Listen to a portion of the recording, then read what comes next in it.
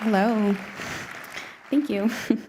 Welcome to the Academy Museum of Motion Pictures, the largest institution in the United States devoted to the arts, sciences, and artists in movie making.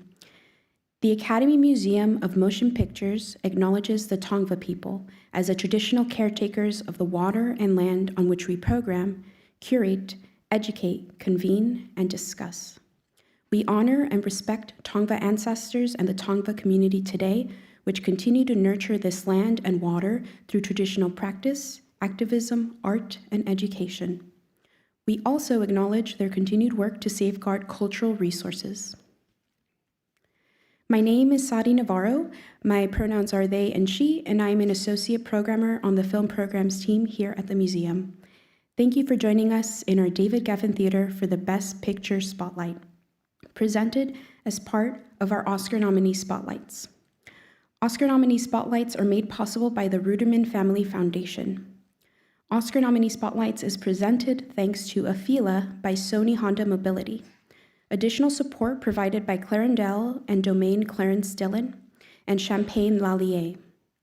Academy Museum film programming is generously funded by the Richard Roth Foundation.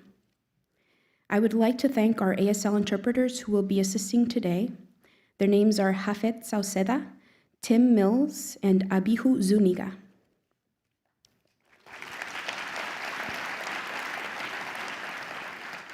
Nominee programs bring select screenings of Oscar-nominated shorts and panels with Oscar-nominated filmmakers to the Academy Museum for the public in the lead-up to the 97th Oscars. We have additional nominee programs tomorrow and Saturday for international feature film and makeup and hairstyling. The 97th Oscars will be held on Sunday, March 2nd at the Dolby Theater at Ovation Hollywood and will be televised live on ABC and streamed live on Hulu. Before we begin our program, please silence, darken, and stow your mobile devices, including phones and smartwatches. Now please help me in welcoming to the stage Josh Nalathambi, Director and Member and Industry Relations at the Academy of Motion Picture Arts and Sciences, who will share more about the Oscar nomination process for Best Picture. All right, thank you. Good evening, everyone. I'm excited to be here today as the Academy staff lead for the producers branch. So I'm here to try to help answer the question that's been plaguing film fans since 1927. Thousands of films every year. How do we get the Best Picture nominees? And who are the people who are nominated? So let's try to break it down. In 2024, there were 207 films that were deemed eligible for Best Picture.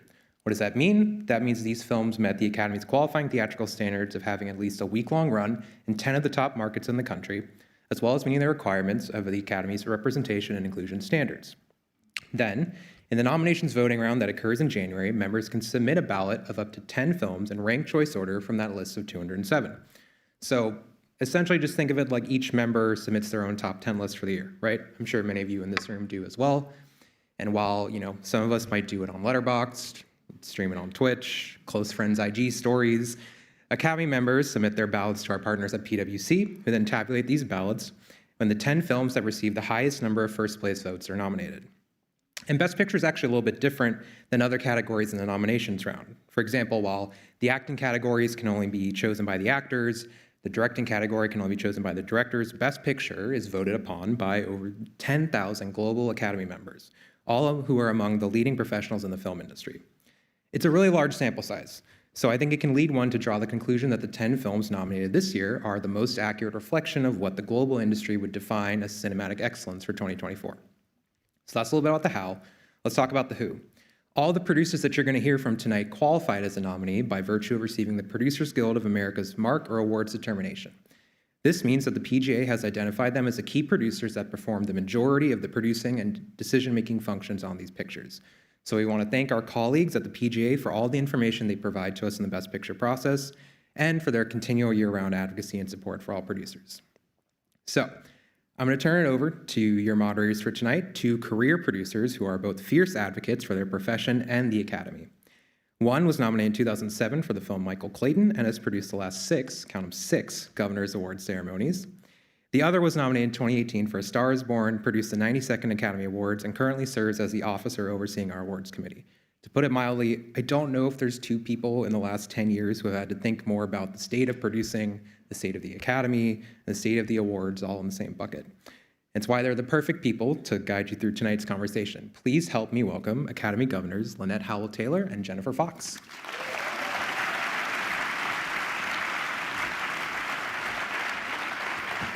Such a nice introduction. Good evening and welcome to the Academy Museum. We are so thrilled that the Academy hosts this panel, which is exclusively for the nominated producers of each Best Picture. Jen and I believe that the work of producers, real producers, is not celebrated or even recognized nearly enough. As producers ourselves, we understand the sacrifice and energy and talent it takes to make any movie happen, let alone a movie that has made it all the way to the Oscar stage. It's a huge feat, and these nominees deserve to be celebrated. This past January, the New York Times ran an article by Brooke Barnes titled, "What Do Movie Producers Do Anyway?" And why did they get the trophy for Best Picture at the Oscars? I'm going to paraphrase from it. Producers themselves have a hard time describing their job. I do the impossible for the ungrateful, one cracked. You can learn it, but you can't teach it, said another. One longtime producer abandoned this assignment entirely. Forget it, Jake, it's Chinatown. Using the classic movie line to sum up how difficult it is to demystify the work. But there actually is a great definition of how to produce, what producing really is, and it's on the wall of this museum. So I'm going to read from what's on the wall. A producer is an essential catalyst for every movie that gets made, from the inception of the project to the development of the script. Through production and ultimately distribution and marketing, a producer works closely with the director and key collaborators to realize the best possible version of each project. Producers find stories, hire key cast and crew, secure financing, supervise day-to-day operations, manage a movie's schedule, budget, production timeline. Producers must stay focused on a variety of small details while keeping an eye on the big picture.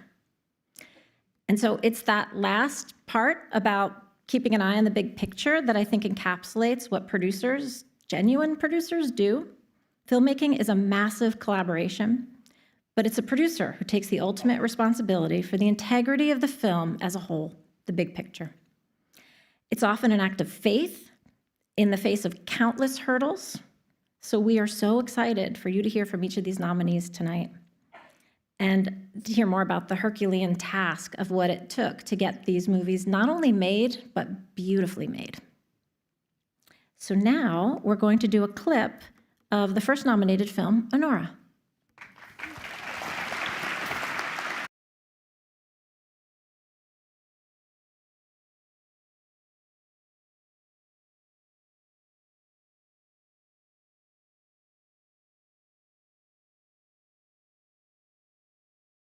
Go. Come on. Я понимаю, что сейчас, наверное, не в тему будет, но мне кажется, было бы правильно, чтобы Иван извинился. Галина Степановна, не обращайте на него внимания. Он просто устал и в самолете выпил на голодный желудок. Он нам всю ночь помогал. Значит так, мой сын ни перед кем здесь извиняться не будет. Понятно? Конечно, не будет. Because your son is a fucking pussy. What? What? What? What? And- Did you not hear what I said? I said it's because your son's a fucking pussy. Все, пошли. And you are discussing hooker. And your son hates you so much he married one to piss you off. That's enough. Yeah. Now your family is fucking trash. Is this my scarf? Yeah, you want... Yeah, go get your little scarf, sweetie. That's enough. Let's go. Oh, I'm leaving. I'm leaving. Okay. You know what? Why don't you take your fucking coat, too? That's enough. Let's go.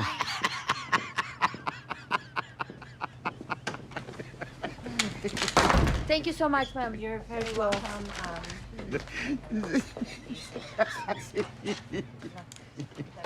Goodbye, America.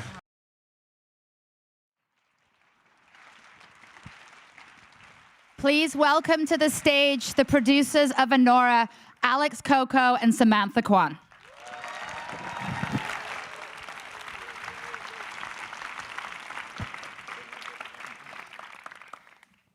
Hi. Hi, thank you all for being here. Hi. Oh, I don't think, oh, now it is working. I want to hear a little bit about how you got to know Sean Baker and how you became involved in this film. Well, I was in film school, and I went to a screening of Tangerine, and it just the movie blew me away. And I talked to Sean after, and just hearing him talk about how he made the movie, this run and gun sort of nature of making this, making the movie on the street with just shooting on iPhones without permits in a lot of cases, getting people's releases, who walked through the frame, who weren't background, they were just random people. That was just such an exciting, so that's what I was looking for. So then I exchanged information, and then a few months later, randomly, I went to a screening of Gaspar Noé's Love in 3D at the Arrow, which was a crazy experience. It was a midnight screening, and at about 3 a.m, we got let out, and I was walking out, and there was Sean and Sam, and I went up to him. I was like, "Hey, do you remember me?" And for some reason, Sean did remember me, and he was like, "I'm looking for an assistant." So then I started working for him while I was in film school, and then when I graduated, he asked if I would come and work on the Florida project. So then I just worked on the Florida project with these guys, and then he bumped me up to producer for Red Rocket, which was the next film. So anyone out there who wants to be a producer of an Academy Award nominated film, just go to a lot of movies, run into people, chat. Yeah, I mean, Sean, he gives people opportunities, not just in the cast, with casting first timers and whatnot, but also everybody who works on the films. He really has a good eye for just trying to bring people into his orbit who are going to move in the same direction when we make these movies. Amazing. And Sam, how about you? Well, we're married. So usually the way it starts was he said something like, "Hey, I was thinking maybe we should do the Russian movie." And I said, "Yeah, that'd be fun. Let's do it." So that was kind of the beginning. Always my favorite answers. I love it. Well, they met at the gym, right? Initially, that was their We first- did. The gym in LA. Very LA All story. right, now I need to know more. Were you already working in film? Were you like further introduced to film through him? Yeah, so up until that time, I had mostly worked in film and television, but studio movies and television, I was an actor. And one day he came up to me and he said, "I was on the jury of a film festival and I saw this movie and I thought you might like it." And I said, "Oh, thanks." And I watched it and I wondered, why is it so grainy? And then little did I know that those types of movies would be where my heart really was. And that was the beginning of my love of independent film and my education in independent film. And I've never looked back. I love that. It's awesome. So what was the path to getting the movie made and financed? We worked with Glenn Basner at Film Nation. We worked on Red Rocket with him, and he was just like, "Let's grab lunch, and I want to hear what you guys want to do next." After we had finished, Red Rocket, and we were a couple months after the release, and the whole process of just finishing the film, and he was like, what is it? So Sean just pitched the idea of Anora, and he was like, great, and he knows Sean, and he knows the type of cast that he usually brings onto these projects. Like it would be, somebody relatively unknown in the lead role, and then surrounded by people who are not necessarily, big stars per se, at least for this project in particular. That's how he wanted to cast it. So then Glenn just gave us a number, and we were greenlit right there. So I've worked with Glenn as an international sales agent. You also worked with him as a financier and a producer, well, in the way that a financier is a producer. Yeah, that's correct. Yeah, he financed the film fully and sold the film as well. How great. It's a very great, simple process, and Glenn is very supportive of us. And since we worked with him on Red Rocket, he knew our tendencies and whatnot and how we like to work. So he really was hands off and just kind of let us do our thing. I know you've talked about this a lot along the way. You made this movie for very little money, and that's something that Sean obviously had a lot of experience doing in the past. Can you talk about, specifically on this film, how you went about achieving this incredible, you had so much production value for the amount of money that you had? Well, one thing that we did have to watch out for was, unlike a lot of the other movies, this movie had very rich people in it. Yes. Which means that you have to be able to afford fancy locations and helicopters and huge suites in Vegas and designer clothes. And we still did it the way that we normally do it, which is we asked favors. We begged, borrowed, and stole, not really stole. Things to get what we needed to get done to be able to pay for the things that we needed to. There was no compromise in terms of things that we wanted to shoot. Instead, it was more of a compromise of, okay, well, if we need to say one of the things that is really important to us in terms of the process is having as many days as we can. Yeah. Making sure that the actors and the crew and everyone has enough time to be able to marinate in the story. If we decide to change things, there's the flexibility with the time. So that's actually one of the things that's the first thing we look at in terms of our budget. These are how many days we would like. Let's add a few here or there just in case. And then the rest of the budget kind of falls from there, I would say. Yeah, and we just find ways to film time that goes in the budget first, and then we make the movie for the rest. 35 millimeter, 4-perf, anamorphic is how we shot. So that was a big ticket item that had to just go in, because if we were going to try to make room for it, you never will. So if it's just there and then the rest is the rest, they have to pull the movie off for you. Just kind of have that mentality.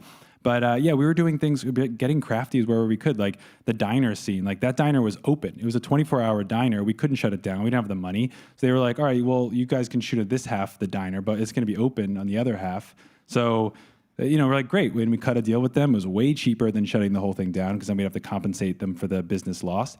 So, just like finding ways to do that and just being willing and open to do those kinds of things. Yeah. How did you afford so many extras on your budget? You have, in the club, it's a packed house.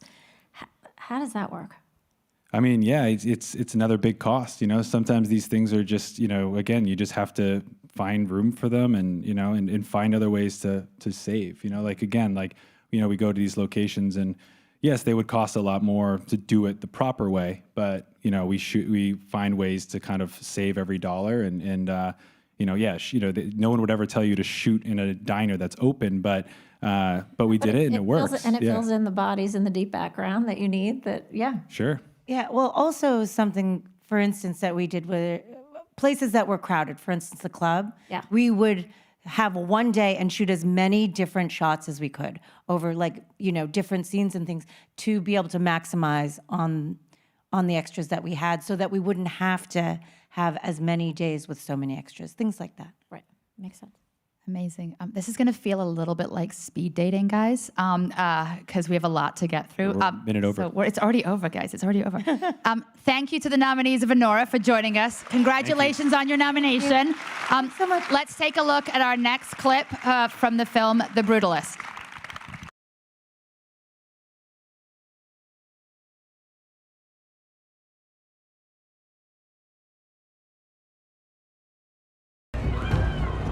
Többnyire sikerült megőriznem a méltóságomat. De ami még fontosabb, megvédtem Zsófiát a hivatlan közeledésektől.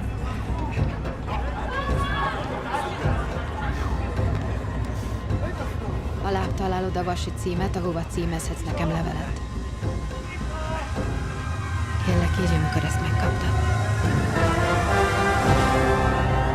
Most már bizonyos vagyok, nem marad számunkra semmi itt.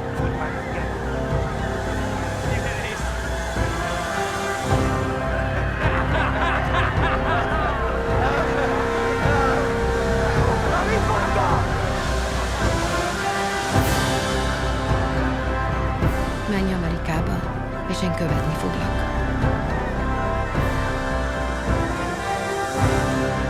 Hűséges szerelmen, Erzsébet.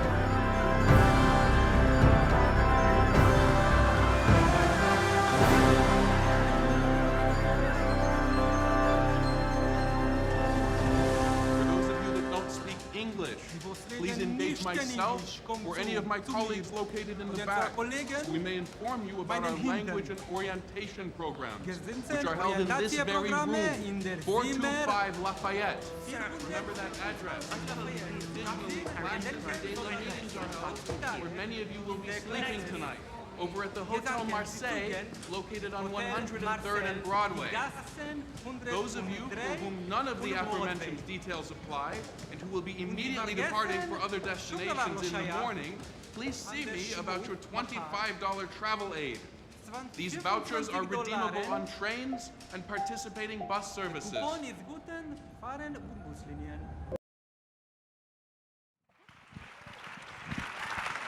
Please welcome to the stage the producers of The Brutalist, DJ Guggenheim, Brian Young, Andrew Morrison, and Nick Gordon.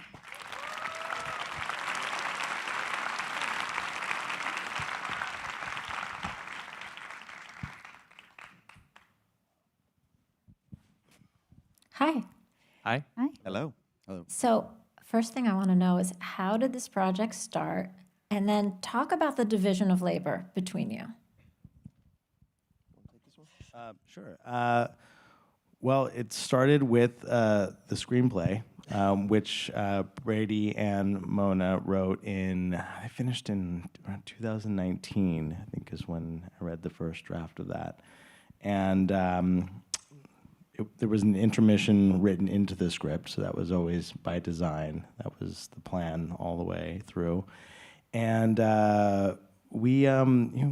DJ was there with me in the beginning, and Nick and Andrew. It was a big feat to get this movie made, and we were really starting to put the project together and had a sort of package ready to go out right when COVID hit. So we ran into a lot of delays due to COVID and cast falling in and out, and financing falling in and out, and locations shutting down. It ended up taking several years to ultimately get it together with an entirely different cast. And I think in a lot of ways we benefited from all those delays and all those issues. So I've been since I knew I was going to do this again, and since I saw the movie, how the hell did you make this movie for $10 million in 33 days? I literally don't know. I've been doing this for 20 years. I have no idea how you did it. Just first of all, big round of applause for that.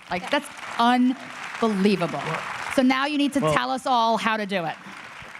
Well, I think it was, really knowing exactly, Brady knowing exactly what he wanted to shoot. There was, not a lot of wasteful shooting going on, so he knew he was going to shoot this corner of the room. We were only going to dress that corner. We were only going to shoot that. There was never maybe we'll shoot over here, and maybe we'll just end up on the cutting room floor. Let's just get it anyway. So there was a lot of, it was very precise. The production was very precise.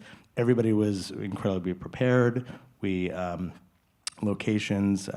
over locations and multi-use out of one location, so we had very little company moves. And we went to Hungary, and we had an amazing services company. Victoria Petrani at Proton really is instrumental to this film being what it is. And there was sort of an organic production plan. So when we would build things, we'd have huge crews, and then when we'd go to places like Carrera, it would be 10 people on a mountain, right? Or the Statue of Liberty, was 4 people on a boat. So there was a real.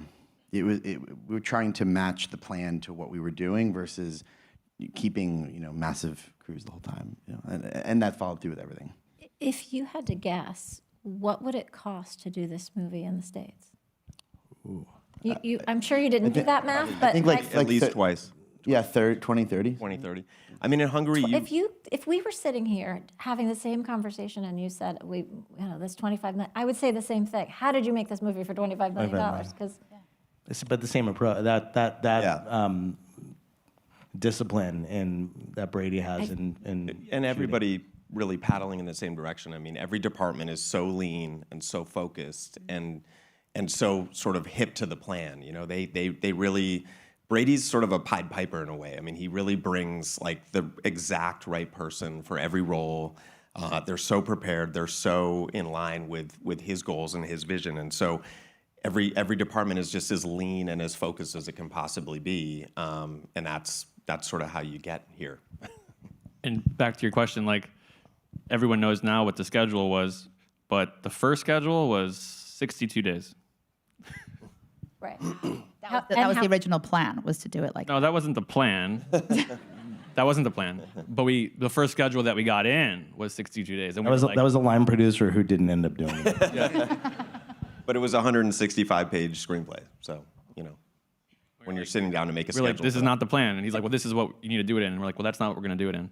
The period nature of it, the number of years that you cover, the amount of construction. I know you were using the same location and multipurpose, but that library itself, there were so many things that feel just impossible to do. But if you think about the library, it's very beautiful, very simple things, right? It's just wood, and the real trick is that they all open at the same time. That's the magic trick. And then otherwise it's just simple, beautiful things. And so you're not spending tons of money on extra things, just a few things well done. And that's Judy and Brady, real vision.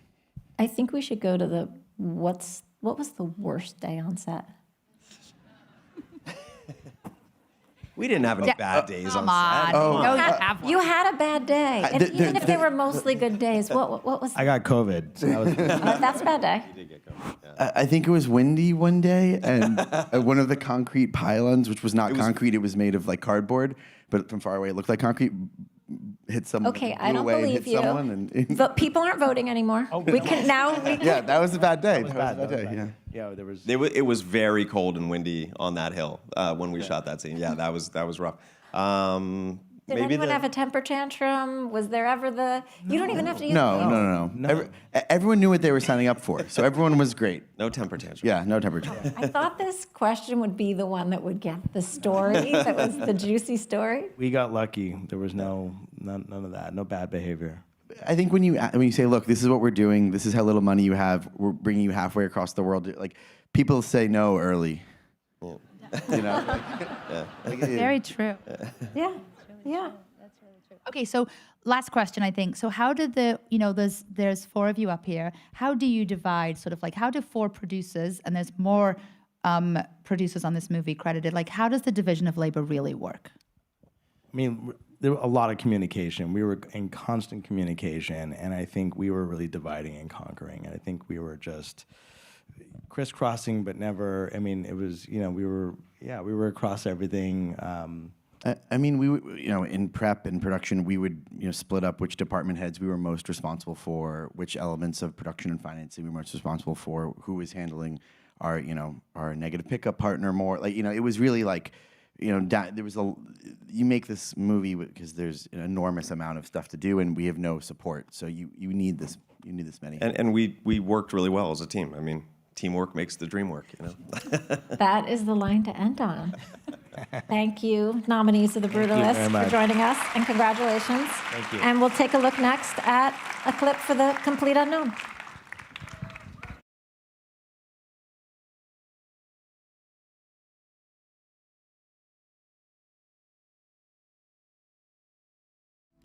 Can I just get a towel for this?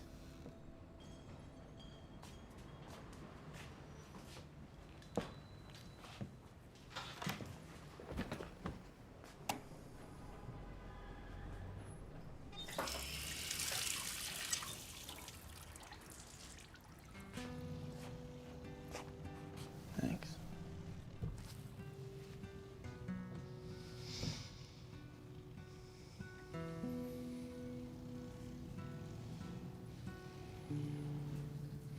Everyone asks where these songs come from, Sylvie.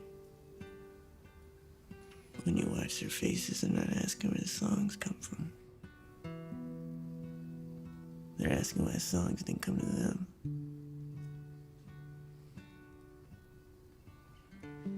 Who is it, Sylvie?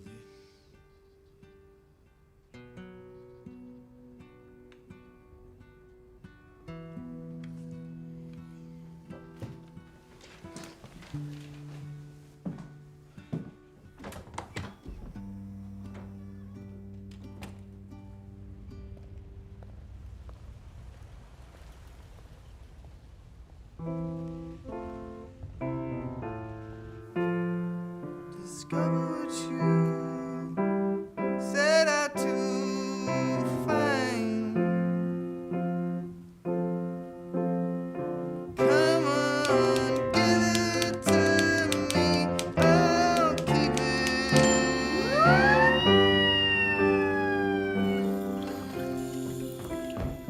See if you went down, you better fall. You thought they were wrong. Can you? You used to. People call, say, once upon a time you're just so fine. Who the bums a dime in your prime? Then you. Please welcome to the stage the producers of A Complete Unknown, Fred Berger and Alex Heineman.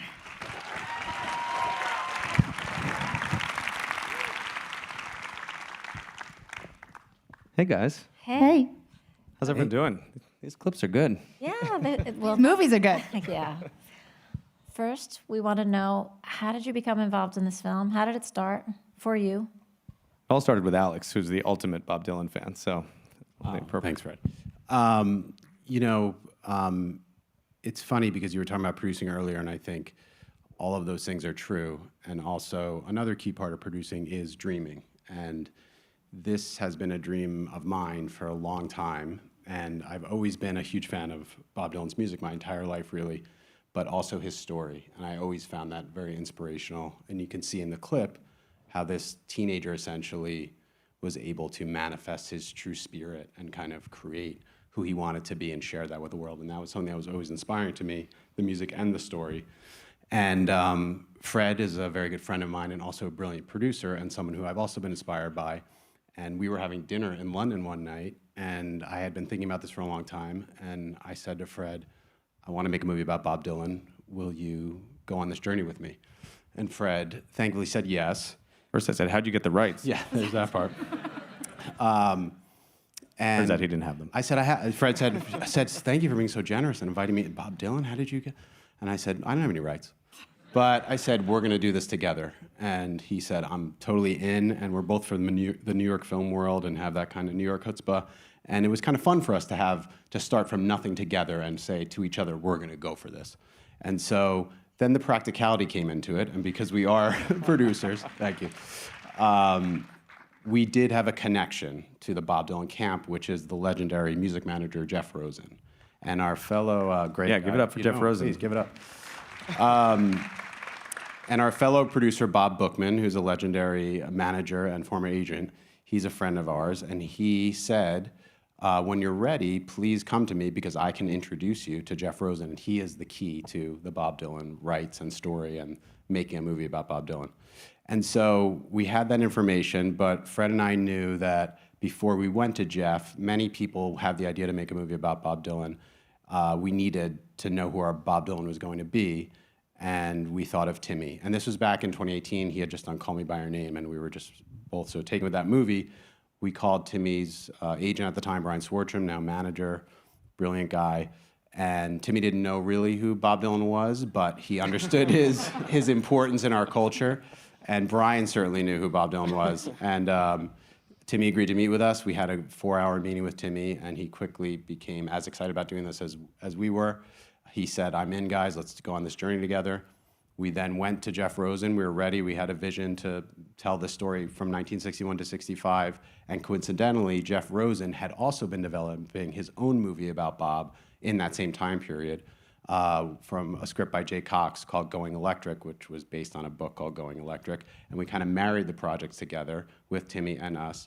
And we brought it to Searchlight, who has been so supportive this entire process, many years. And we were off and running, but we didn't have our key element, which was, of course, Jim Mangold.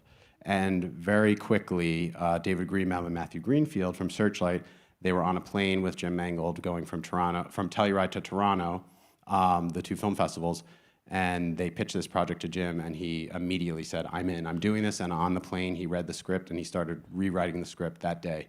And from then on, it was like a rocket ship. And then that weekend, Jim was in Toronto showing Ford vs. Ferrari. He met with Timmy and really cemented his commitment. And Jim already had this amazing vision to tell this story, not just about Bob, but about Joan and about Pete and about Woody and about this world of Greenwich Village. And it just kind of took off like a rocket ship from that point. And then there were many other... Until it crashed down. Yeah, exactly. That was 2019, and then we hit COVID and strikes and many, many headwinds in between. But it felt good for a minute. That's amazing. And so, okay, so it took forever to get the movie made. And then you wrapped the movie in June, but the movie came out at Christmas. So how the hell did you do that? We're impatient. It took almost 7 years to get made, and we had many false start. We had many day ones that we got close to, and then we didn't. So 2020, we were supposed to shoot. COVID hit. They went to do Dune and Indiana Jones, and then we were on the ground in New Jersey with our entire team in 2023. Tech scouting. I mean, people are dressed like the music is ready. We're so you leave your life, and suddenly the actors strike, and we pack our bags and we're heading home. And at that point, it's existential. You know, you're probably not coming back. And it's a testament to Jim and to Bob's story and to the actors holding through those headwinds that we did show up 8 months later. But by the time we started, I love the way you guys introduced this evening of looking at the big picture, because often on a set, the producers and the filmmaker are the only ones who are on that set who are going to be there through the very end. And so everyone else is beholden to a schedule and a budget and hair and makeup concerns or wardrobe concerns or just the organization of the ecosystem. But we're always anticipating and looking ahead. And one of the most important jobs of a producer, and also one of the toughest, is to look at when the inertia is smooth, look at the big picture and say, we might have to disrupt this for the benefit of the movie, because we're all really serving the movie first. And so when we finally started actually rolling film on our pre-shoot days, we allowed ourselves to look at the post schedule and realized we were going to be delivering the movie in January or February. And we're like, fuck, we've been doing this for 7 years, and then we're going to finish it in January, and either have to wait with a finished movie till the fall, or, as we know, in a vacuum, something fills it, which is usually notes and more work and more time. And so we built a plan, and luckily, Jim is a machine. This only works with James Mangold, who is insatiable and can basically take any amount of work and digest it and return it to all the people around him quickly and with direction. And so we built a plan that had to be just as cost effective to compress the schedule to deliver in November. That meant adding an editor right then and bolstering our post team and making sure that we had the opportunity, not a guarantee that we were going to release this year, but that we had put ourselves in position. So if we had decided in June, hey, let's try to rush, it would have been too late. So we had 2 editors working 7 days a week practically with a bolstered post team. And Jim, after every long day of shooting, would go home and work with both editors and would give them enough notes to occupy them. We'd see cut scenes. Jim is also, it's another good lesson for directors. Jim is not precious. He is so open poker. He loves sharing stuff. He doesn't care if it's rough. He's so confident in his own abilities that he loves feedback early. So we saw cut scenes while we were on set that were unbelievable. And we were, at the same time, starting to cut marketing materials, because the only way to pull this off is also to be cutting trailers while we're still shooting. We got home in June, exhausted, and we showed the studio a week and a half after we got back. TGA director's cut is 10 weeks, and people are protective of that. And Jim cut an hour out of the movie in a week, basically, and was really not precious. We brought many more departments of Searchlight than would normally see a first cut, especially at that stage. And we all held hands, and we knew there was more work to do, but we felt the potential was there. And Deadpool Wolverine was about 2 weeks away, which was a good window for our teaser to drop. And we said, let's do it. We dropped the teaser, and then there was no turning back. It said this Christmas. And so we had to make the date, which was the insane kind of pressure that we thrive under. And again, this only works with Jim, who is just like, he doesn't vacation well. He loves the work, and he can push everyone to their best and to their limits. And I'm sure you guys, we always have a little bit of cushion, the delivery date's never really the delivery date. And all of a sudden, our VFX house is in Australia. We're on the phone with them every night, all weekend, because there was a point where they're like, if you give us a new shot, it won't make it into the final film. And we're like, we basically locked picture, finished the mix, finished the final VFX on the final day, exported a DCP, and then screened it the next day and hoped that people would like it because we didn't have time to. And we had our first screening November 20th for Academy members, and the movie was mixed. We finished the mix 3 days earlier. Yeah, 3 days earlier, and we're still making some tweaks. So, and as Searchlight said the other night, I mean, they did 9 months of awards and marketing in 3 months, really. So they haven't slept. It's the beauty of having Searchlight on from the ground floor Yeah. because they're so good at what they do as well. And so Yeah. Well, they're amazing, and they constantly made the movie better. They're creative partners, not just financial partners, and they were producers with us really in the trenches of making this movie at every step. Even we're all fine-tuning the end cards all together. It forced quick decisions. It was amazing. There was no, in a vacuum, you can toil over these things and debate. And the nice thing is, at a certain point, was like, there was no cost to approve. Like, just put it through, get it through, you know? So it was a free-for-all, but it was great. And we all sort of took that leap together. And thank God we're not still in post. And I think that, you know, we're only here today because of those decisions that were taken really early. And I think for any aspiring producers in the room, sometimes it's hard to raise your hand and throw off the momentum, but it can have really big ramifications. So we're really proud that we did it. What an amazing end to a crazy journey. Congratulations to Thanks both so much. of you. Thank you so much. All right, let's take a look at our next film, Conclave.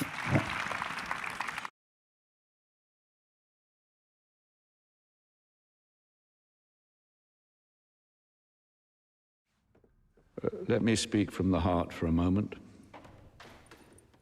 St. Paul said, "Be subject to one another out of reverence for Christ." To work together and to grow together, we must be tolerant. No one person or faction seeking to dominate another. And speaking to the Ephesians, who were, of course, a mixture of Jews and Gentiles, Paul reminds us that God's gift to the church is its variety. It is this variety, this diversity of people and views which gives our church its strength. And over the course of many years in the service of our mother, the church, let me tell you, there is one sin which I have come to fear above all others. Certainty. Certainty is the great enemy of unity. Certainty is the deadly enemy of tolerance. Even Christ was not certain at the end. Dio mio, perché mi hai abbandonato? He cried out in his agony at the 9th hour on the cross. Our faith is a living thing precisely because it walks hand in hand with doubt. If there was only certainty and no doubt, there would be no mystery, and therefore no need for faith. Let us pray that God will grant us a Pope who doubts, and let him grant us a Pope who sins and asks for forgiveness and who carries on.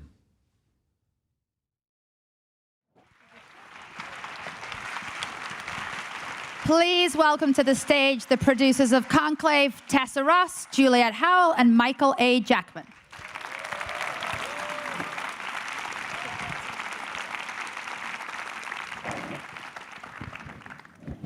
Hi. Hello.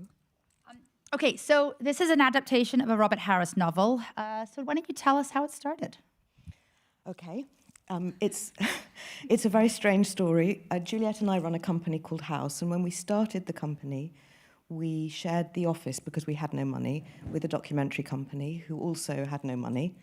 And they happened to have a friend who was an editor of Robert Harris who gave them 3 chapters of a book, which Jules and I then read and got extremely excited about, begged for all of it, read all of it, and then met Robert Harris, convinced Robert Harris that though we were new, and obviously not very young, but very excitable, we would be the best people to make his film. So we optioned the book. He was used to quite a lot of money for optioning his novels. As you know, a lot of his novels have been made into fantastic films. And we just said maybe a smaller amount might be possible. And that's how it started. And then both of us had worked with the most amazing writer called Peter Strawn. And we both felt that Peter's delicate, gentle, wise, clear, and actually ex-Catholic altar boy knowledge would be brilliant for this. And actually, by the time we got that first draft, we knew we had a film. So that's how it started. That first draft was so close to what we ended up with on screen. I mean, that's the sort of art of Peter and his screenwriting. And how did the cast come together? At what point? Well, look, it was a long time. I was 12 when I started developing the film. And I'm 103 now. I look quite good for my age, but it took a very long time. And of course, it was finding Lawrence, and Lawrence in the book and in the first draft was Lamelli. He was an Italian. And so that casting of Rafe then set the tone for that international sense of everybody being able to be themselves from their own country. And we changed Lamelli to Lawrence, actually finding out that there were some British cardinals, and it was possible to have somebody in that position in the Vatican as the dean of the Vatican. And then slowly, Edward, I can't really talk about much of this without Edward, but what we did with Edward was Zoom all the time. I mean, he was always making something. He's the most incredibly busy man I've ever worked with. I mean, he just works all the time. And so we'd be Zooming, and he would put together on screen pictures of Rafe with all these other faces. And so that puzzle and that picture book of those faces and how they'd work together worked. And Nina Gold was our casting director, and with Martin Ware, she just built this phenomenal international cast. But it did take a long time because they all had to be available at the same time, when the studio was available, when we had the money. I mean, you know, it was the puzzle of all of it, really. The film has such a beautiful, and I don't know that it's accurate because I don't know enough about the Catholic Church, but it felt extremely accurate in terms of the way people live, the rules around procedures and protocols. Was that all in the book, or did you have researchers on to help you with that? How did you manage to do this? Well, both are true, aren't they? Both are true. Yeah, we. The book was incredibly well researched, so that was the amazing foundation. And then, but we had religious advisors with us all the time. I thought we might have some of them for a few weeks, but they were there for prep, there for the shoot. Language advisors, but our religious advisors would be able to tell us, here's what happens at this moment, here's what happens at this moment. And there was a certain point where you'd say, okay, what happens, you know, at this exact moment? And they go, nobody knows, do what you want. That's fantastic. But there was a lot in Robert's original novel, actually. I mean, he'd done a huge amount of research. It was massively helpful to us. In terms of production design, like, how did you pull off creating those spaces? Like, tell us about that and your approach to it. Well, we started, I mean, of course, the conversation was about where to shoot, and Rome became the place. And then the building of the Sistine in that very large studio at Cinecittà was a center point. And Mike was brilliant. Mike said, if we move the set of the Sistine just to the corner of this huge studio, we might be able to use the rest of the studio for other things, because we'd looked forever for this massive corridor. So Susie Davis, our production designer, was able to then build the studio and the bedroom, which then became all the bedrooms. So that, and then everything else was a mosaic around Rome. Yeah. And so it is an imagined Vatican, although very much based on it. But that was a brilliant thing. Yeah, and Susie's design, so, you know, for a few producers out there, as Tessa said, we couldn't find this location. We looked everywhere. We probably looked at 40 or 50 locations that Edward had a very specific vision for everything.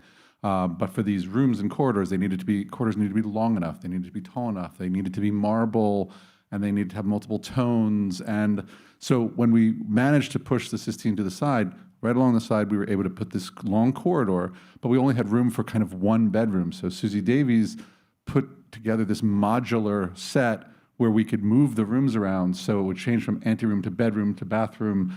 And I would walk onto set every day, turn a corner, and walk into a wall that wasn't there the previous day because they changed it around. It was brilliant, and it made it work. Yeah. Fantastic. Okay, probably the last question. What was your best day on set? That's so hard.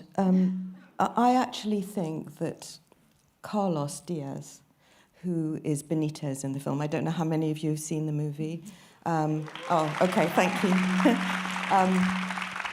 But he, when he stands up and speaks so beautifully, and then actually starts speaking in Spanish as well, so that the soulfulness and the truthfulness of what he feels and what he thinks about the process of the conclave and how twisted and wrong it is and how pure he clearly is comes through because he speaks in his own language. And I found that so moving and actually very exciting that it felt like the sort of purpose of the film had come through in that moment. So that was, there were probably others for all of you. Well, perhaps Isabella's speech actually in the canteen there, that was just an incredibly powerful moment. You could just hear a pin drop during that. And I agree, those are great moments. I'll give you a lighter one.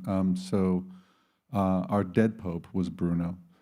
Bruno was, most of our cardinals were not actors. They were just wonderful older men from Italy. And Bruno would come to the set every day. And then, they were smoking and they were having their coffee and making, it was just so much fun. Bruno would come to the set every day when he was working and go, "Do I have any lines today?"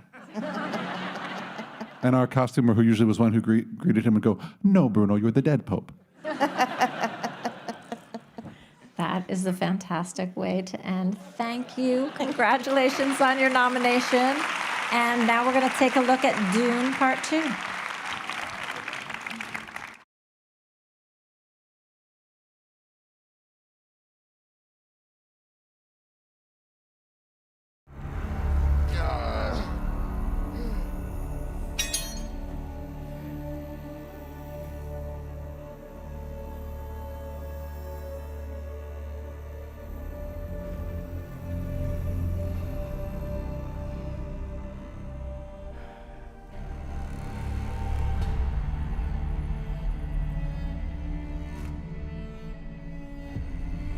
You should have believed. You chose the wrong side. Side? You of all people should know. There are no sides, Reverend Mother.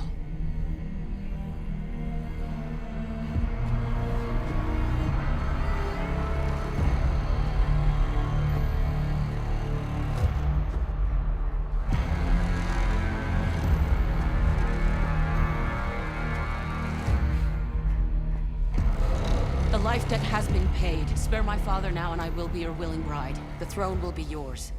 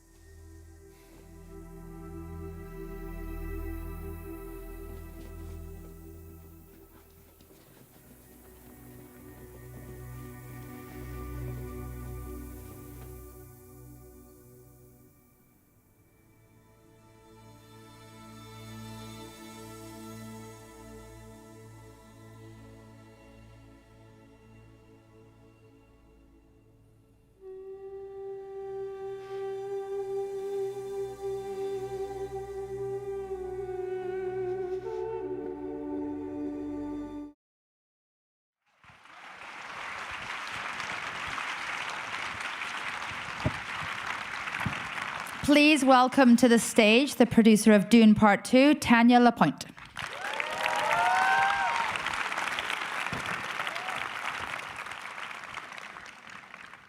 Hello. Hi.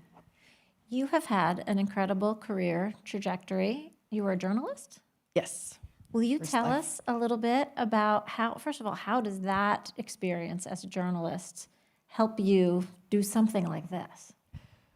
First, I just want to acknowledge this is extraordinary. Thank you for having me, and I want to, also shout out to my other producers. We are 4. Director Denis Villeneuve, who's also a producer and writer on this film, as well as Mary Parent and Cale Boyder. I did not do it alone. I want you all to know that.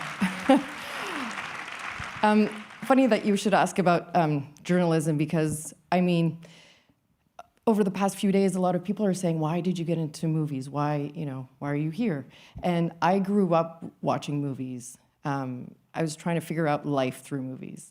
But it wasn't something that was accessible to me as a career. So I went to college and took any and every movie class I could take, but ended up in journalism. And that was my way of embracing storytelling on a shorter format. And then my beat, when I got a bit older and had more experience, I was able to choose my beat, which was cinema. So I covered Cannes Film Festival, Telluride. And so it's not, a coincidence that I'm here. There was like that love of cinema, and then realized as I became a producer, first an assistant, then co-producer, then executive producer, and now producer, learning everything about the craft, from the bottom up. And it's been such a wonderful journey. So that's why I'm saying this is wild that I'm sitting here with you. That makes perfect sense, the storytelling aspect. I, too, thought I wanted to be a journalist, and then very quickly fell in love had always been in love with cinema, and it seems like a natural segue in so many ways, but it's rare. And there is, strangely, I realized as I was doing it that there are a lot of transferable skills from being a journalist, deadlines and just getting things done, getting the impossible done. I think that's what it is. There's something about, news that you start the day, you have a story, and you have to get it, on air by 6 o'clock. That is the life of filmmaking every single day. So yeah, I'm thankful for that experience. Okay, so segueing into the impossible, obviously this is an incredibly ambitious movie, like the first, but talk about some of the challenges that were specific to this movie. I think the challenge with this film was balancing Denis' vision, who's an author, director, and the large scale. And Denis is great to work with him as a producer because, he is so specific. He storyboards, the majority of the film. So we have a path, we know where we're going, and therefore we can plan, the schedule, the shoot. But it is so ambitious that, it requires a lot of planning. There's one thing, if you've seen the movie, the first scene, which occurs during an eclipse, it's all orange. That scene alone was shot in 12 different locations in 2 different countries. Because the way Denis envisioned the scene, comes from his mind, anything's possible, but there wasn't a location anywhere on this earth that reflected the monolith and the endless dunes. So anything where you see the rock formations, those are different locations within Jordan, and everything with the endless dunes was shot in UAE, in Abu Dhabi more specifically. And so Greg Fraser, a cinematographer, took Denis' boards and the previs, so everyone's working towards, with the same roadmap.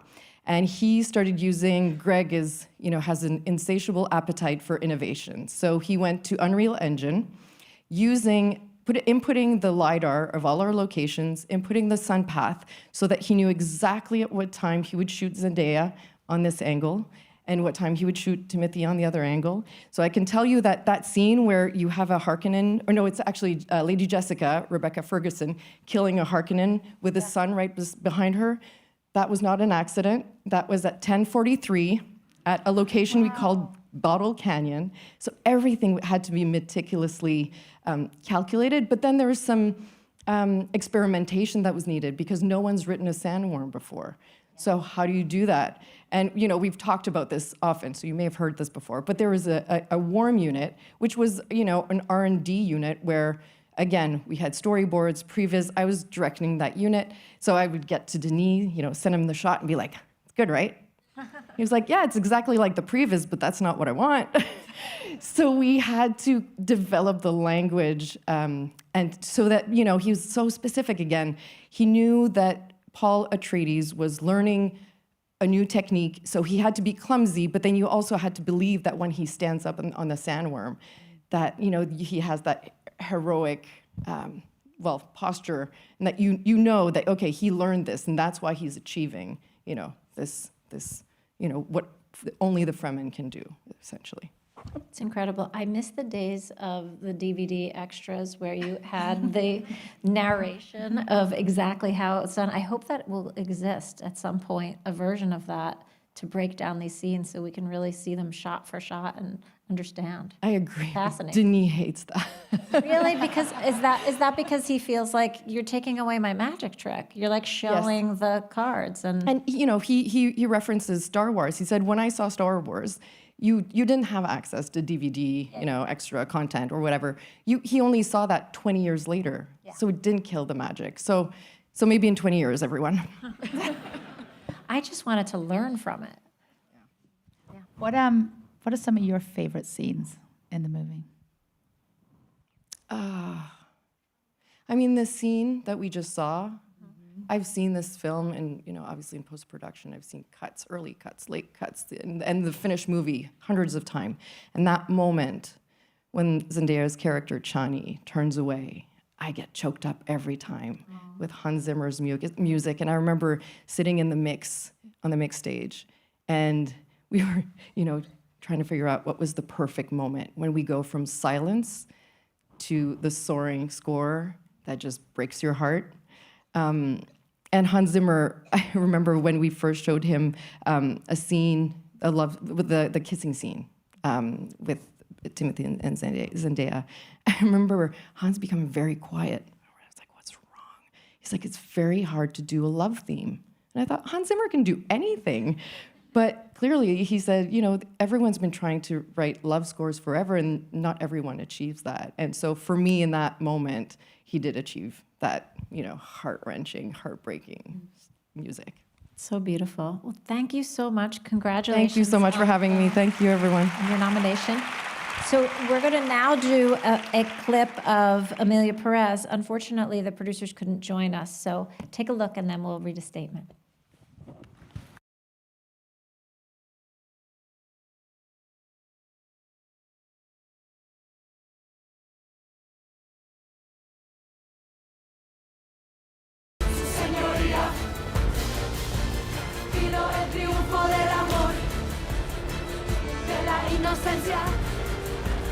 La derrota de la mala fe.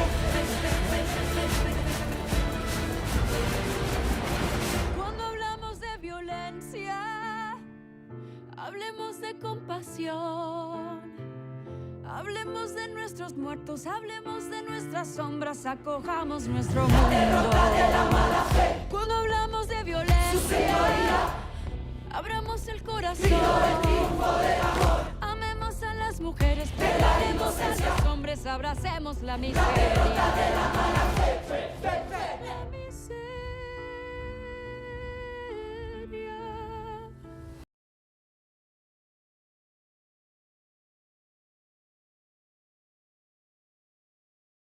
Statement from Jacques Audiard and Pascal Cachetot, make sure I'm saying that correctly. So here's what they have to say. We are so sorry that we couldn't be there with all of you this evening. Emilia Pérez has been a once-in-a-lifetime experience. We are so grateful for the incredible team who's given so much of their talent and passion in bringing this film to life. With Emilia Pérez, we hope to tell a story about the power of self-love and acceptance. And we could not have asked for a more collaborative team to bring this story to the screen. From our editor, Juliette, to our cinematographer, Paul, and our composer and songwriters, Clement and Camille, to the sound and hair and makeup teams, and of course, our incredible cast. This film is a true collaboration in every sense of the word. The crew's boundless talent and tenacity allowed us to defy genre and embrace experimentation. Emilia Pérez explores the hardest of human journeys. Finding the courage to live as your authentic self is a radical act of love, a theme that we hope reverberates with audiences worldwide. We live in challenging times. It's important to give ourselves permission to be moved collectively, to experience our emotions, to treasure the whole of our experiences, and those with whom we can create lasting art. Art is life, and through cinema, we can discover and celebrate our shared humanity. Now we'll take a look at a clip from I'm Still Here.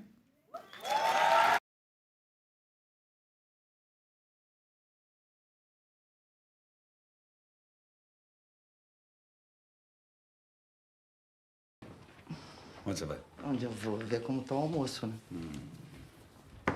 Seu Rubens, tem uns homens aqui que... O que tá acontecendo? Deputado Rubens Paiva? Deve ter algum engano, não sou deputado há anos. Não, não tem engano nenhum, não. O senhor vem com a gente. E pra onde? Prestar depoimento. É coisa de rotina. Depoimento do quê, Rubens? Eu só preciso me trocar. Claro. Acompanha o doutor? Tem mais alguém em casa? Não, só meus filhos pequenos estão lá em cima. Não tem necessidade de arma.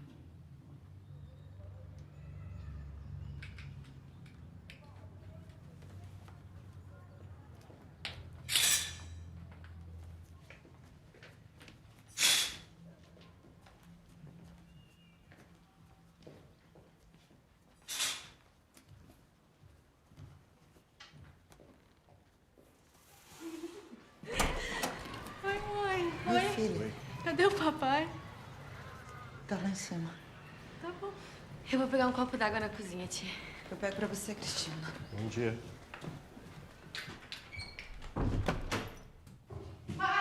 Oi? Pai! Eu. Me empresta. Tem jeito, né, Nala? Pega. Meu beijinho. Ah, tá. Onde que o senhor vai todo lindo desse jeito, hein?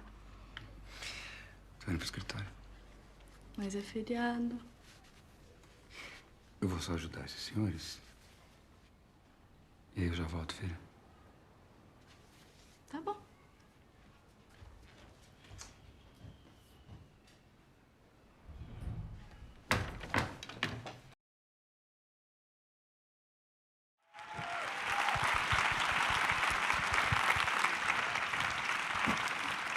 Please welcome to the stage the producer of I'm Still Here, Rodrigo Teixeira.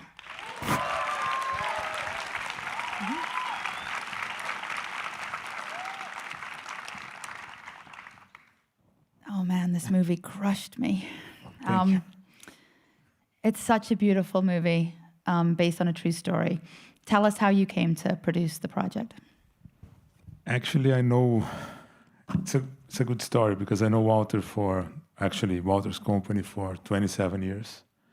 It was the first movie company who accepted me to teach me something in 1997 when I left my first job, who was in financial market. And Maria, who works with Walter at the time, received me that. Walter was not in the office. It was 1998, I'm sorry. And he was finishing a film called Central Station.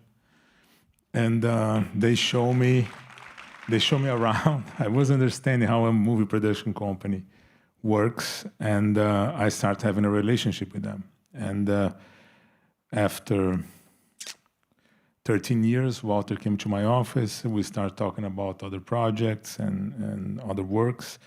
And in 2019, he called me to see him in Portugal. He was living there. And I traveled to see him, and he invited me to produce his next film. And that was an unofficial invitation. We talked, and he told me, when I have the script good to show to you, I'm going to send you. It took like 1.5 years. And in 2021, in April 2021, he called me, you like to do it? Let's start right now. Read the script and call me to tell me what you think about it. And was in the middle of COVID. I was in Rio de Janeiro, in my girlfriend's house. And I remember reading that, having some thoughts. I called him, and he was, no, let's do a Zoom. We have a Zoom. It was a calm conversation. He's a very calm and meticulous director. It was an amazing conversation about this film. I already worked with the screenwriter before, and that was the start of something I'm so proud of. And this scene specifically, oh my God. Talk a little bit more about this scene specifically. And it was funny because now this scene, the real date was January 20th, 1971. And for some reason, my son was born in January 20th, 2008. And I was thinking about this now.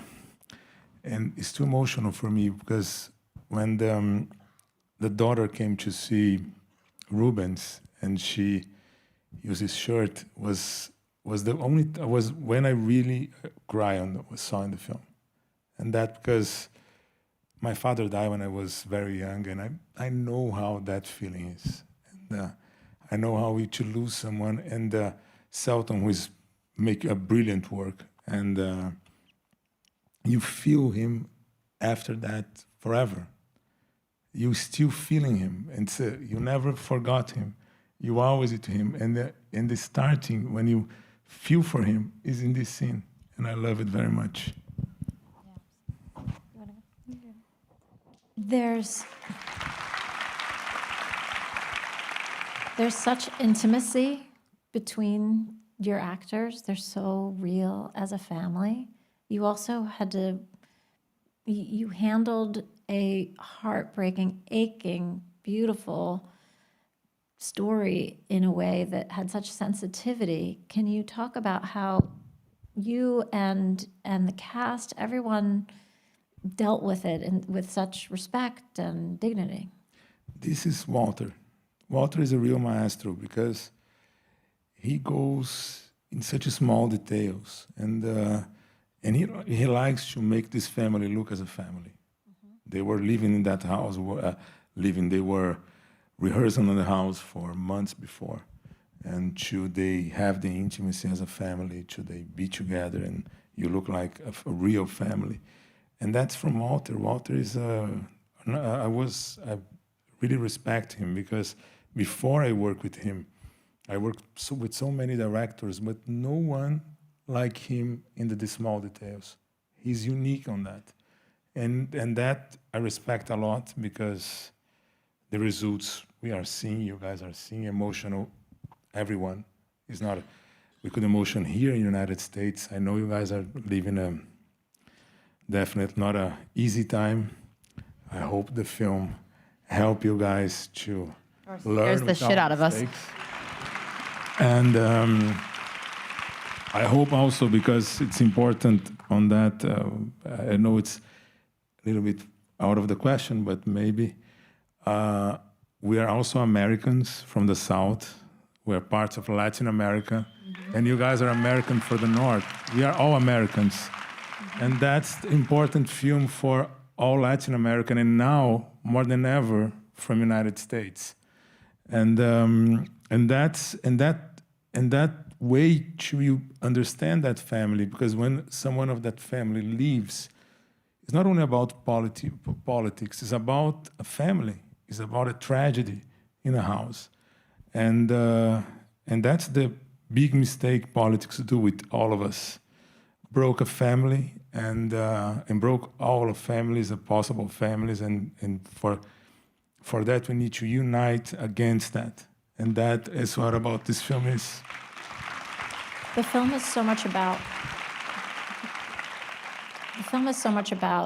uncovering the truth and the denial. Were there things that you had to do to take dramatic license to make it work for cinema? I don't know, because Marcelo, the original character who wrote the book, was an incredible person. It's so honest about his story, and everyone knows what's happened there. And some lies government do with us, and we know it's all lie. And but we need a powerful woman to make a family survive during all these years, and that's for sure. Women do much better than men. I guarantee you. And that they know that. I was asking Marcelo, when you believe your father was dead? My mother never spoke to me, my father was dead. She never told us, your father was dead, until the documents came out. And we never had a real conversation because we don't have the body, we don't know where he is. That scene was so poignant when the siblings have that conversation with each other. Yes. Yes, it's a beautiful, and I was there in that shooting. It was beautiful to see it. We are in the one place above, and was a powerful shooting. For lucky, I was in the 3, for me, great days of shooting. This one, when they leave the house, was an amazing shooting day. And this one, when they talk about when they discovered the father was died. And in the last day of shooting, when all the family are together, and Fernanda Montenegro was there seeing the television. When I saw her, I just lost it. I was like, Yes, she's like Fernanda. Fernanda Torres, she's like Brazilian. She's a real Brazilian right now. Brazil needs to be very proud of her, because what she made for all of us. If you have Brazilians here, it's you guys are knowing her now. We know her forever, and we know what she's capable to do with. And I'm very happy to see what she's doing here in all the other places. And her mother is like, I don't know how to compare her mother. She's like maybe Katharine Hepburn for you guys, is Fernanda Montenegro for us. Oh, it's amazing. Thank you so much for joining us, Rodrigo. Thank you. All right, let's take a look at our next clip from the film Nickel Boys.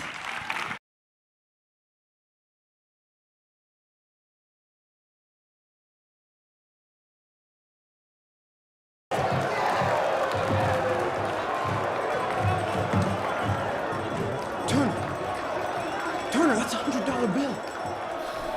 He's putting a hurt on that white boy, at least. Makes me feel good. He's dancing and ducking. Go straight at it. Stick.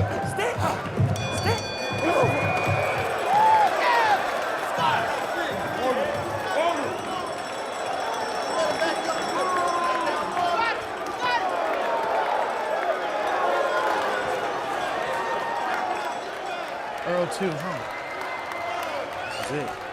This is it, L. 3rd round.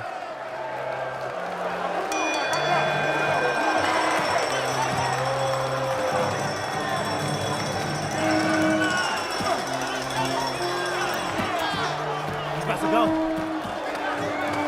He's about to fall, L.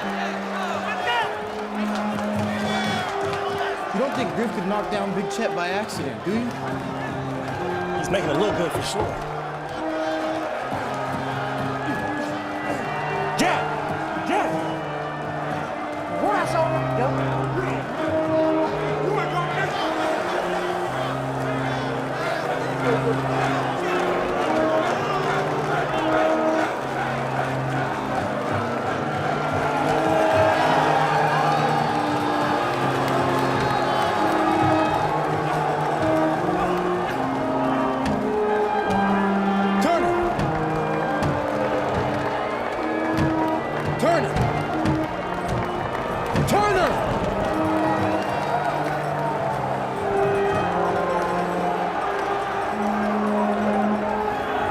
Isn't the fight.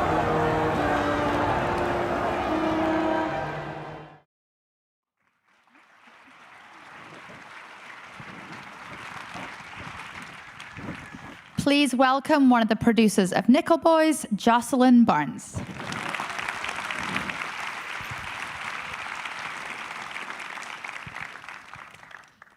Hi. Hi, thank you. Thanks so much. It's so nice to be here, and thank you for the land acknowledgement and also for making this accessible tonight. I think that the E in DEI sometimes stands for enlightened, and I think we have to continue this in the face of people trying to shut it down. Here. This film is based on an acclaimed novel, a beautiful novel by Colson Whitehead, but not every great book is destined to be a great film. So when you read this book, what made you decide that you needed to turn it into a film? Well, this book came to us from my fellow producers at Plan B, G.D. Gardner and Jeremy Kleiner, and also David Levine at Anonymous Content. I had produced Ramel Ross's first film together with him, Hale County, this evening, and they called me to offer the book to him, and we ended up taking the meeting together, and they offered it to us as a director-producer team, and then Ramel invited me to co-write with him, which was very kind. And I think when we first read the book, we were like, oh, this book is perfect. And it's just that it's also a story about great brutality. We've seen stories about great brutality. We've seen stories where Black men and young, Black boys are brutalized, and how, should this actually be a film was a big question that we had, and how, if we were to do this, how we would make this different. And Ramel had a vision for how he would do that, and so we decided ultimately to take that on, and they agreed with the vision. But yeah, it was a really considered decision, because when we first read it, we really weren't sure. In terms of like the practicality of Ramel operating the camera, and then also having camera on the actors, like, just walk us through how that kind of worked on a daily basis, and then sort of in the overall grand scheme of it. Yeah, I mean, I think that the decision to shoot with what Ramel called the sentient camera presented some challenges, but also some really unique opportunities, because, I mean, you're invited when you watch the film to sort of you're invited for your subjectivity, the viewer's subjectivity, to align with the subjectivity of the characters. So when you write for that and you shoot for that, you're also bearing in mind the return gaze. When you're talking to someone, as I'm talking to you, how you're reacting to me also changes how I react to you. And so actors are always told not to look at the camera, but in this case, that was different. And so, whether the rig was on the actor, or whether, Jomo or Ramel or our operator Sam Ellison were operating, they were always looking at what was in the frame. They were always directing what was in the frame, and they had discussions before each shot, because we shot the entire film in oneers. There was no coverage in this film. There's very little, there's a few thrown gazes, but really there's no coverage. And so that meant that they had to work out with the production designer and other people involved with the crew as to what the options were, where they would go. And that also gave them some freedom also to innovate and to, move with wherever the emotion in the scene was going to lead them. And the cinematographer Jomo and Ramel have talked about this a lot on panels, and with much greater precision than I am right now as a producer. But there's a lot of interviews online about this if you want to really get into it more deeply. Yeah. How do you, or did you have to convince somebody to make the movie? Like, tell us about how you got something this unique made. Yeah, I mean, I think that they really took a flyer on us with the script, and we had this kind of running joke as we wrote the treatment, and then successive drafts. There were ultimately 3 drafts, but we had this running joke between us that, well, no one's gonna finance this. No one could possibly finance this. This is too radical in some ways. But Plan B had an arrangement with MGM, and Alana Mayo, Etta Ryan, MGM decided to back the film, and really embraced the vision, the director's vision, and they really never blinked. I mean, it was amazing. We went through, the prep, the production, and all of the post, and were able to sort of de-silo each department and look at the holistic picture. And everybody supported the vision along the way. There were very few moments where anyone really challenged that whether it was going to work. It was more for us making it. We were the ones who were, most worried each day. But yeah. Can you share any specific, really magical moments that you witnessed while making the film? I mean, there's so many magical moments on this film. I would say, there's a great scene at the picnic table, which has been in some of the trailers, where Anjanu, who plays the grandmother, Hattie, is sitting, and where we became literally surrounded by crows. It was like a Hitchcock film. All of a sudden, there were all these crows, and she was giving this really. It was a really deep scene between herself and her grandson Elwood, and the crows just started, crowing. She just kind of integrated it into what she was saying and was looking up at them, and it was kind of strange. We had some great moments in the sound design as well, with the sound designer and the composers riffing together on how they would make the very layered design work. Sound has been a really important ingredient to both of Ramel's films, and so that's also. But I mean, there are so many moments that were really magical on this film. Congratulations. It's such a beautiful film and on your nomination, and Yeah, really just wonderful. Congratulations. Thank you so much. Thank you so much. Thanks. let's take a look next at the substance.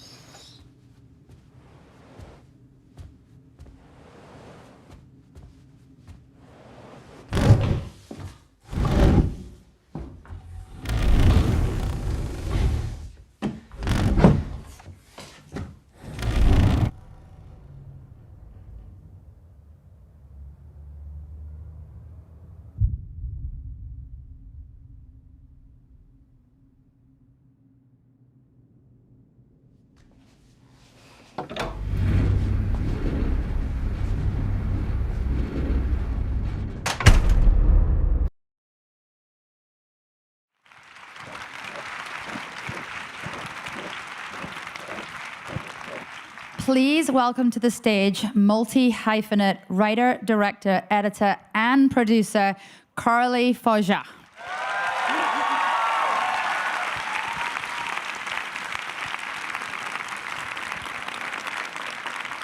Coralie, this film blew my mind. I'm still reverberating from it. Tell us, what was the seed of this idea? Where did it come from? How did it start? Thank you, and good evening. This room is amazing. It's been, I think, an idea that lives with me my whole life, about how the relationship with the world, with the way we are perceived as women, can really build so powerful jails and make our develop violence toward ourselves. And I explored it in different ways through previous work, through my short films, through my first feature film, Revenge, which had a lot of similarity, even if it was very different. And I think I was ready as a filmmaker, because I already had done my first feature film, to take a bigger step and really express it fully the way I think I have felt it my whole life, which is very violent and very excessive and still so unheard and untold. It's amazing. So for those of you that don't know, the process of being awarded the PGA mark is kind of a rigorous one, and it's really hard if you are also a hyphenate, which means that you perform other roles. And so, so you really produced this movie also to be here. And so tell us, as a producer, why is it important that you produce your own work? And then how does that manifest itself?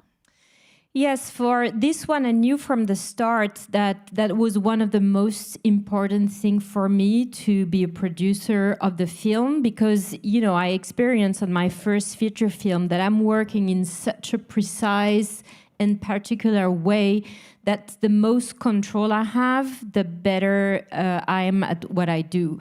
And so it's something that I had felt since, a long time, but I think it was the first moment where I felt ready to say, yes, I want to do it and I can do it. And also because I knew that the movie was going to be challenging, because it had at the same time some formal ambition, visual ambition, which required not a very tiny budget, together with a genre that, crosses different genres and is not like the most appealing one on the financial level. Feminism don't sell. So it was not just, like a horror that is just scary. And so I knew that the two together were going to be challenging to match. So I knew that to be able to really go for the vision that I had, I needed, first of all, to write the script fully on spec on my own, because I knew that it was a movie that was impossible to pitch, because, like how you're going to... there are things that you have to see on the page, and even if you see them on the page, you can't fully visualize it, even if I write in a very precise way, what it's going to be. So that's the first decision I made, to keep, the ownership of my script, and to take the risk, like to write on my own for a year and a half, because I knew it would be then the best way to find the best partners to help me co-produce the film and bring it to life. And that's where I decided to team up with co-producing partners at Working Title, Eric Fellner and Tim Bevan, because I felt that I needed this kind of bridge between Europe and the US. So as I think to get the two things that I was mentioning about keeping to the vision and the originality, while trying to get the means of my ambitions and to fully realize my vision. This film was really noisy in a great way, and it sparked a kind of cultural criticism that felt really meaningful. Was there anything about the response to the film that surprised you, or you felt like you learned along the way?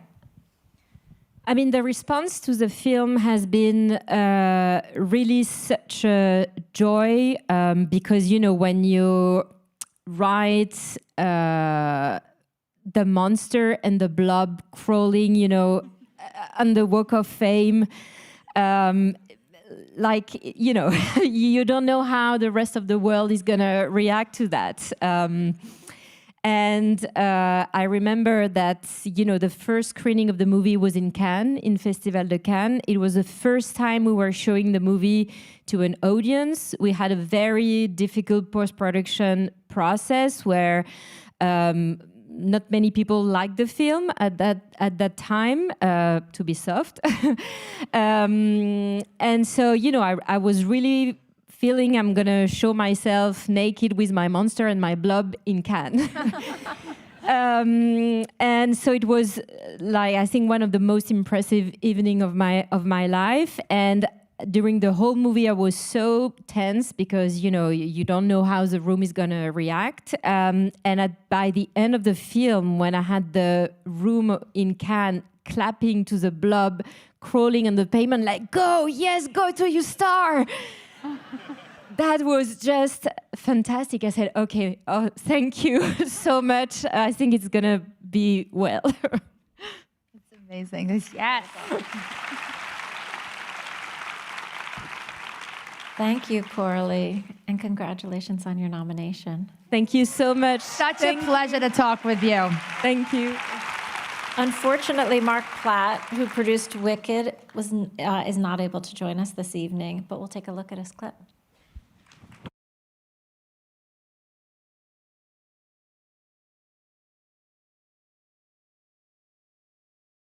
I hope you're happy in the end.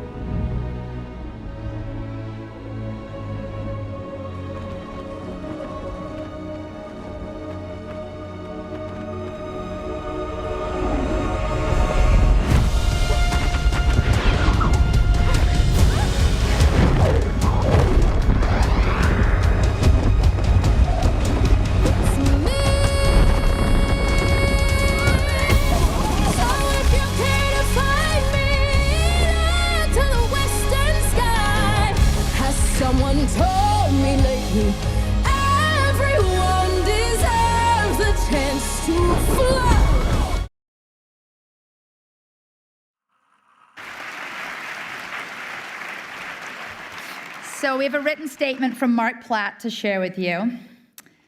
Bringing Wicked to the screen was a challenging but joyful experience, made even more gratifying by the overwhelming embrace of the film by audiences worldwide. We are grateful to the Academy for recognizing the artistic achievements of the cinematic experience, as well as the talents of many of our creative collaborators.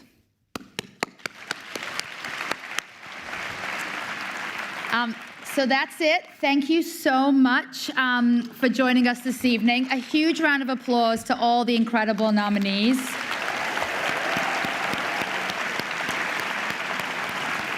And tune in for the 97th Oscars ceremony held this Sunday, March 2nd, at the Dolby Theater at Ovation Hollywood. It will be televised live on ABC and live streamed on Hulu. Have a great night.